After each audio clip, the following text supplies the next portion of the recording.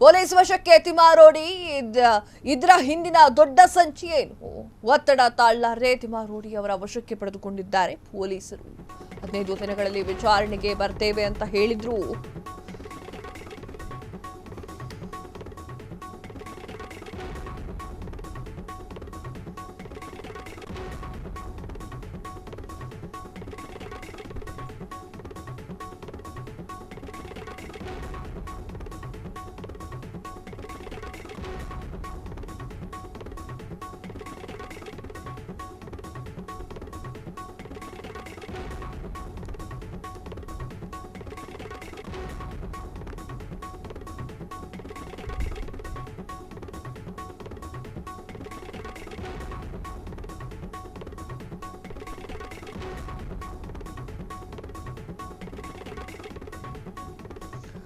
Police ವಶಕ್ಕೆ ತಿಮ್ಮಾರೋಡಿ ಇದರ ಹಿಂದೆ ದೊಡ್ಡ ಸಂಚು.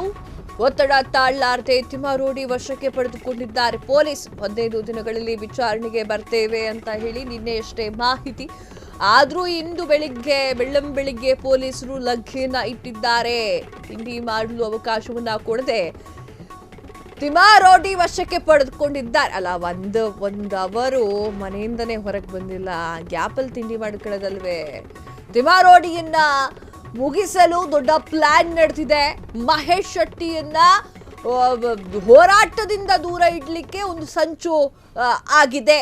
ನೂರಾರು ಅಂದ್ರೆ ಕಾನೂನು ಮೀರಿ ನಾವು ಎಂದಿಗೂ ಕೂಡ ನಡೆದುಕೊಳ್ಳೋದಿಲ್ಲ. ತಿಮ್ಮಾರೋಡಿ ವಶಕ್ಕೆ ಪಡೆಯುವ ವೇಳೆಯಲ್ಲಿ ಗಿರೀಶ್ ಮಟ್ಟಣ್ಣನವರ ಆಕ್ರೋಶ. ವೀಕ್ಷಕರೇ, ತಿಂಡಿ ಮಾಡ್ಲಿಕ್ಕೆ ಕೊಟ್ಟಿಲ್ಲ, ಹಾಗೆ ಪೊಲೀಸರು ವಶಕ್ಕೆ ಪಡೆದುಕೊಂಡು ಹೋಗಿದ್ದಾರೆ ಅಂತ ಈಗಲೂ ಹೇಳ್ತಾ ಇದ್ದೇವೆ. ಇದು ಅರೆಸ್ಟ್ ಅಲ್ಲ, ಪೊಲೀಸರು ವಶಕ್ಕೆ ಪಡೆದುಕೊಂಡು ಹೋಗಿರೋದು.